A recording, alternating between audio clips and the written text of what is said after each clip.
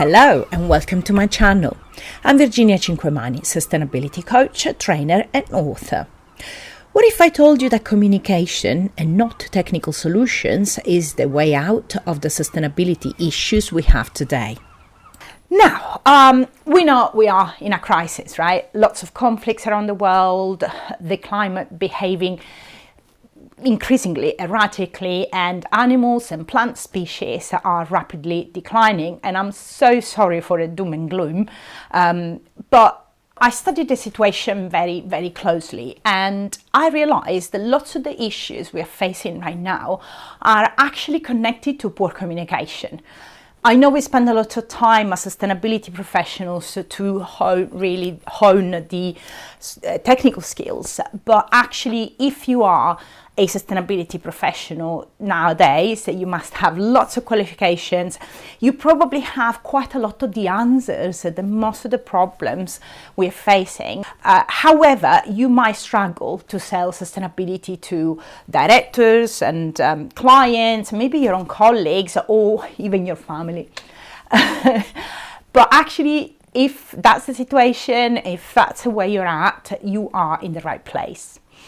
By the way, I wrote this book, The Good Communicator, which takes you on a journey from where you are right now to becoming a good communicator who can get people to embrace and commit to sustainability. So please stay with me. And of course, if you'd like a copy and the extra templates and bonuses associated with the books, then check the link in the box below. Now, this is a generalization, of course, but as technical people in love with our spreadsheets and carbon data set, we are not the best possibly at convincing our audience, who are very likely not as technical as us and also might not share our same values. So how do we get them on board? How do we convince them that sustainability is actually the right solution for them? The problem is, if we sit in our lovely and shiny ivory tower right at the top and tell people at the bottom what to do without really understanding or getting to know them, and without taking the time to do that and also to discover their challenges and their desires, the most likely outcome of our conversation is actually nothing, crickets. So we have zero impact when we behave this way. So what can we do?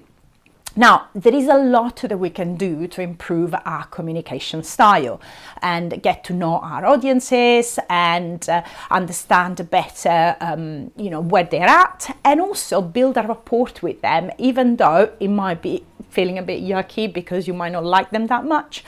But this is really important, because only by knowing who we are speaking with, we can craft our message in a very bespoke way, prevent a lot of the objections, and work with these people to co-create truly sustainable outcomes.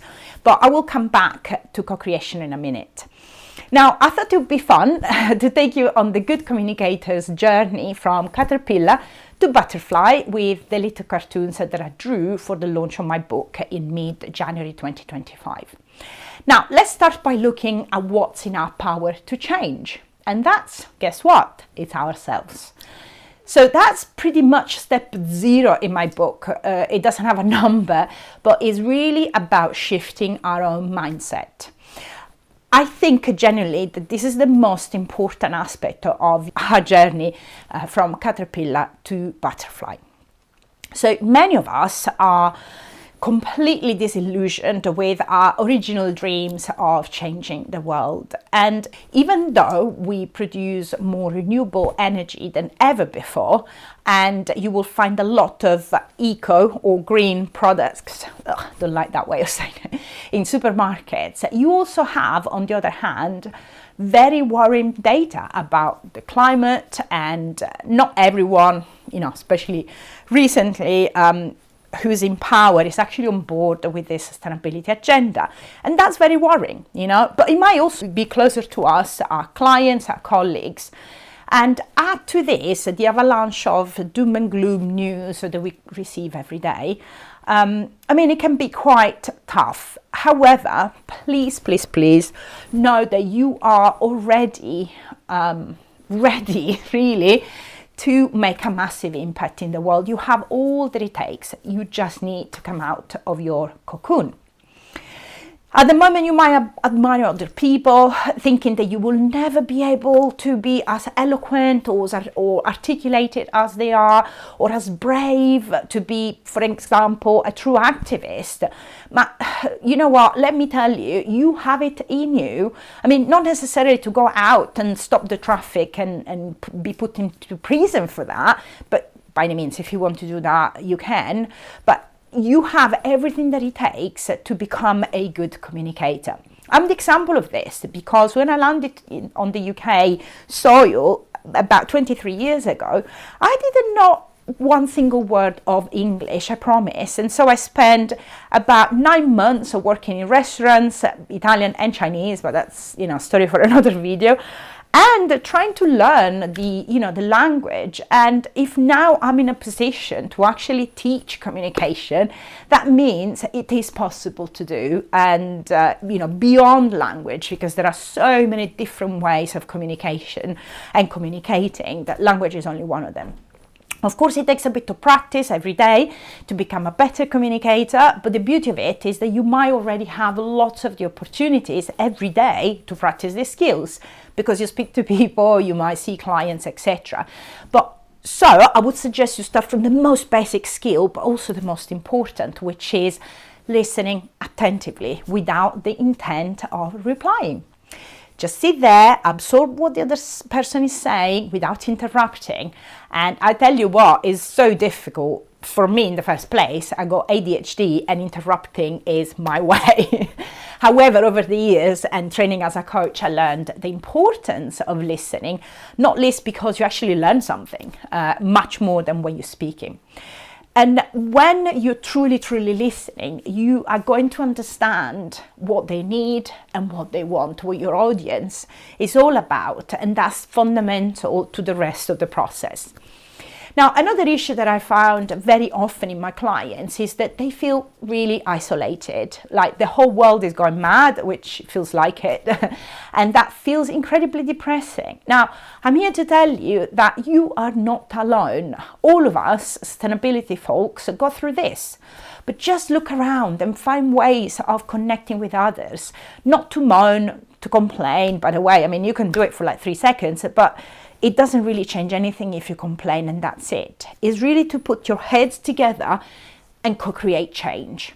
I'm a firm believer of stubborn optimism, which is a term coined by Christiana Figueres a few years ago. The alternative is desperation, numbness, just watching the world rot in front of our eyes. And I think this is what some people would like us to do, but no thank you.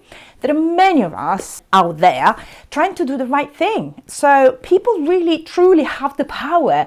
And of course, a change can be triggered by one individual, like an exceptional individual. But history has shown us that the masses can put a lot of pressure on governments and businesses to really drastically change. And we can vote with our money, we can vote with our political vote, and we can get together with people like us to truly make a difference. Now, I used to train sustainability professionals in technical subjects for a living, and I do still a little bit of that work occasionally. Every single professional I ever trained or coached over the years told me that they believed the reason sustainability was just a marketing move or a tick box exercise in most cases was because their clients just didn't care. Now, if that's also what you believe, have you asked yourself what's underneath that apparent lack of interest in sustainability? How much do you know about your audience's true desires and fears? Maybe they're scared of looking like fools in front of their peers. Or maybe they don't understand genuinely what's in it for them or what you are saying. And that's, a little bit of a problem that we all have in this sector. We use a lot of jargon, we use a lot of acronyms, and people in the business world maybe feel scared of asking, what do you mean? And so you effectively, without wanting, are putting barriers between you and your audience. It's like we ask our audiences to fly from Canada to Mexico with no wings. So we're not really taking people on the sustainability journey with us step by step. We're not helping them understand why they need to take this journey in the first place, and especially what's in it for them, which for me is one of the most important questions you can ask yourself. And it might be very different from what's in it for you, because we all have different priorities, different values. So make sure you really understand their motivations and priorities and values, and tell them how sustainability can help fulfill their aspirations. Now, I will talk about putting together a business case for sustainability in another video, but for now, ask yourself for why your audience should listen to you and embrace sustainability. If they care about profit, for example, can sustainability make them richer? If they care about their family, can sustainability support their family life? If they want exposure and more clients, can sustainability deliver that? And how can they get there? You have to patiently show them step by step, even if these goals are not your goals and not the same as your goals. So the first step of the framework, the Good Communicator Framework, is really to understand your audience and build a rapport with them. Ask them questions and listen attentively to the answers. Understand their circumstances and their priorities. And then you can move on to the second step, which is establish together meaningful goals for you, your audience, and the planet. Now, I talk about co-creating goals and co-creating solutions. And what I mean by that is involving all the necessary people that have an interest in the project or in the discussion, and really make them understand that they have agency in the project. Perhaps you're a leader involved in consultancy, and your clients or your board expect you and your team to do absolutely everything by yourself in sustainability. However, you have to make sure everyone involved is personally invested and accountable for the results. And that's when you get people to really use their brains and co-create with you the best possible solutions. And that's step 3 of the Good Communicator Framework. That's when everybody contributes equally to the outcome and everybody's proud of the results, because everybody's getting something out of it. However, you cannot get there unless you've done all the careful prep work and got them to actually care.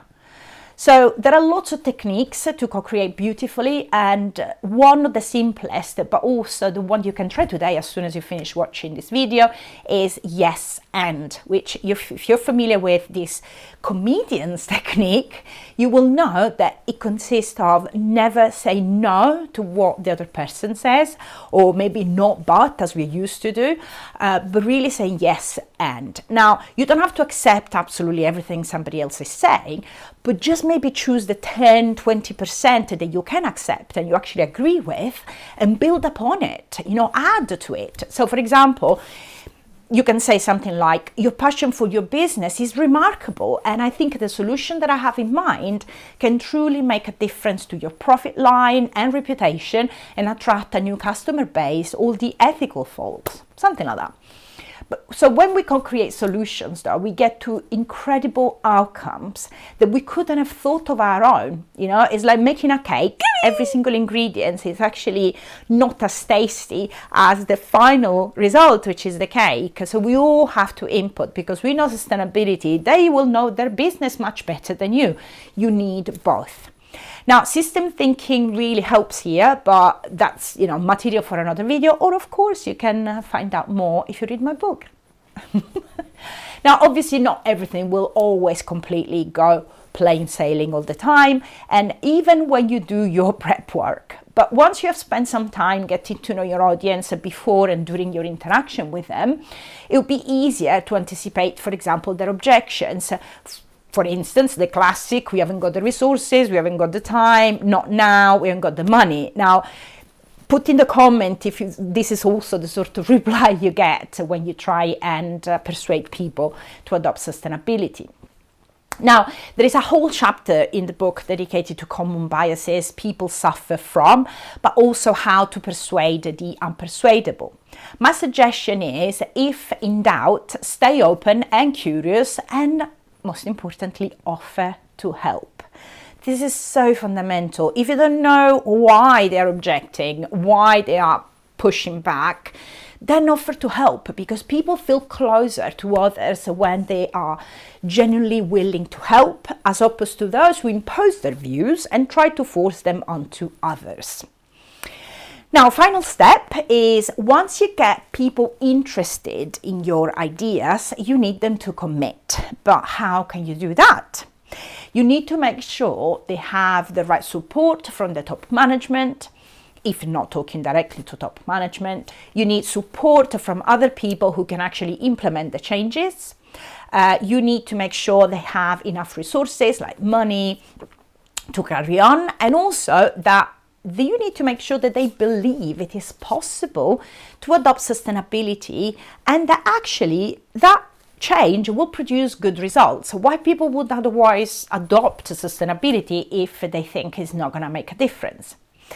But if once you check all of this, they're still scared to go all in, I suggest you adopt what is called an anchor, a small step in the right direction. For instance, one product to pilot a new approach, and to see whether it can be the first step towards pivoting the whole operation and strategy towards sustainability. One product line. In this case, a pair of cardboard wings for a worm to fly all the way to Mexico. Now, I promise I'll shoot more videos going into the details of each of these steps. But in the meantime, if you like this video, click the like button. And if you want to support my project, please subscribe for more. Thank you very much, and bye.